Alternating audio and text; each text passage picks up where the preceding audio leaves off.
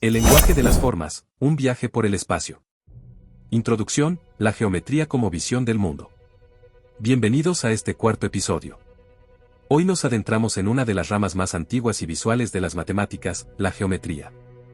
Como bien señala el texto 4, su nombre proviene del griego, medida de la tierra, naciendo de la necesidad práctica de reconstruir límites de parcelas tras las crecidas del río Nilo.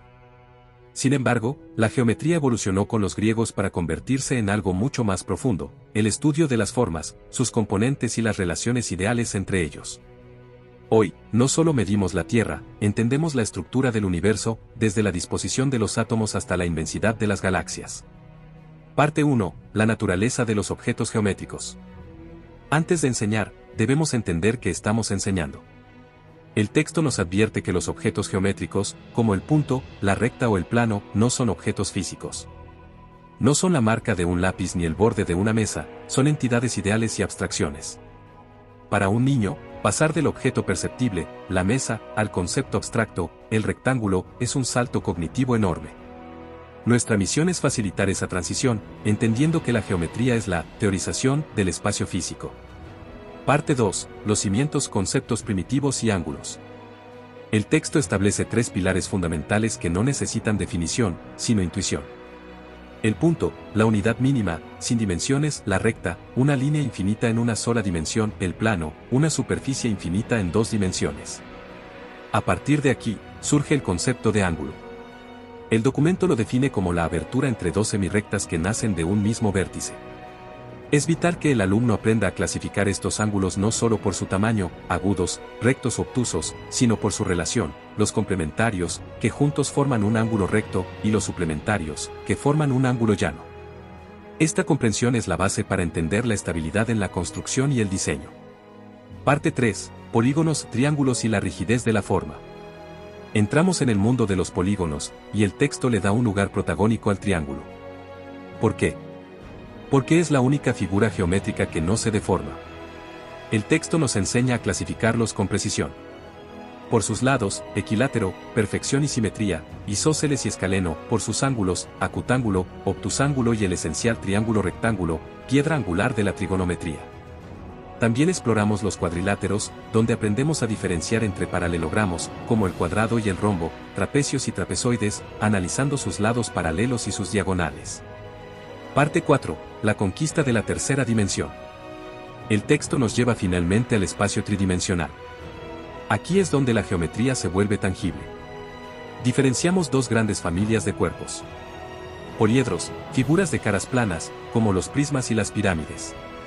El texto menciona los poliedros regulares o sólidos platónicos, figuras de una belleza y simetría únicas, cuerpos redondos, el cilindro, el cono y la esfera. Aquí el texto profundiza en fórmulas de gran importancia histórica, como el cálculo del volumen y el área de la superficie de la esfera, una fórmula cuya demostración rigurosa debemos originalmente a Arquímedes. Parte 5. Didáctica y visualización espacial. Para cerrar, el documento reflexiona sobre cómo ayudar a los niños a aprender geometría. El aprendizaje no puede ser solo memorizar nombres, debe ser un proceso de visualización. El texto sugiere que debemos fomentar la capacidad de ver los objetos en la mente, rotarlos y transformarlos. El uso de materiales como el geoplano, los bloques poliedros o el despliegue de redes, pasar de una figura plana a un cubo, es esencial. La geometría se aprende con las manos y con la mente, pasando de la observación de la realidad a la deducción lógica de sus propiedades. La naturaleza de los objetos geométricos. Antes de enseñar, debemos entender que estamos enseñando. El texto nos advierte que los objetos geométricos, como el punto, la recta o el plano, no son objetos físicos. No son la marca de un lápiz ni el borde de una mesa, son entidades ideales y abstracciones. Para un niño, pasar del objeto perceptible, la mesa, al concepto abstracto, el rectángulo, es un salto cognitivo enorme. Nuestra misión es facilitar esa transición, entendiendo que la geometría es la teorización del espacio físico. Los cimientos, conceptos primitivos y ángulos. El texto establece tres pilares fundamentales que no necesitan definición, sino intuición. 1. Del punto, la unidad mínima, sin dimensiones. 2. La recta, una línea infinita en una sola dimensión. 3. El plano, una superficie infinita en dos dimensiones. A partir de aquí, surge el concepto de ángulo. El documento lo define como la abertura entre dos semirrectas que nacen de un mismo vértice. Es vital que el alumno aprenda a clasificar estos ángulos no solo por su tamaño, agudos, rectos o obtusos, sino por su relación, los complementarios, que juntos forman un ángulo recto, y los suplementarios, que forman un ángulo llano. Esta comprensión es la base para entender la estabilidad en la construcción y el diseño. Polígonos, triángulos y la rigidez de la forma. Entramos en el mundo de los polígonos, y el texto le da un lugar protagónico al triángulo. ¿Por qué? Porque es la única figura geométrica que no se deforma. El texto nos enseña a clasificarlos con precisión. Por sus lados, equilátero, perfección y simetría, isósceles y escaleno. Por sus ángulos, acutángulo, obtusángulo y el esencial triángulo rectángulo, piedra angular de la trigonometría. También exploramos los cuadriláteros, donde aprendemos a diferenciar entre paralelogramos, como el cuadrado y el rombo, trapecios y trapezoides, analizando sus lados paralelos y sus diagonales. La conquista de la tercera dimensión. El texto nos lleva finalmente al espacio tridimensional. Aquí es donde la geometría se vuelve tangible. Diferenciamos dos grandes familias de cuerpos. 1. Poliedros, figuras de caras planas, como los prismas y las pirámides. El texto menciona los poliedros regulares o sólidos platónicos, figuras de una belleza y simetría únicas.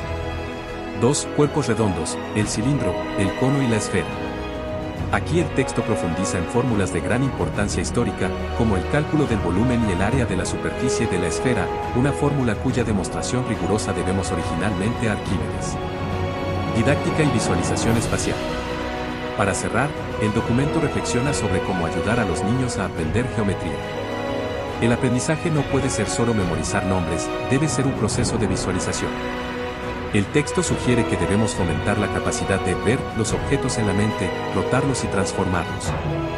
El uso de materiales como el geoplano, los bloques poliedros o el despliegue de redes, pasar de una figura plana a un cubo, es esencial. La geometría se aprende con las manos y con la mente, pasando de la observación de la realidad a la deducción lógica de sus propiedades. El maestro como arquitecto del pensamiento. En resumen, la geometría es la ciencia del orden y la forma. Al enseñarla, estamos dando a nuestros alumnos los lentes para ver la armonía del mundo. Como docentes, nuestro objetivo es que ellos no solo vean figuras, sino que comprendan las leyes que gobiernan el espacio que los rodea.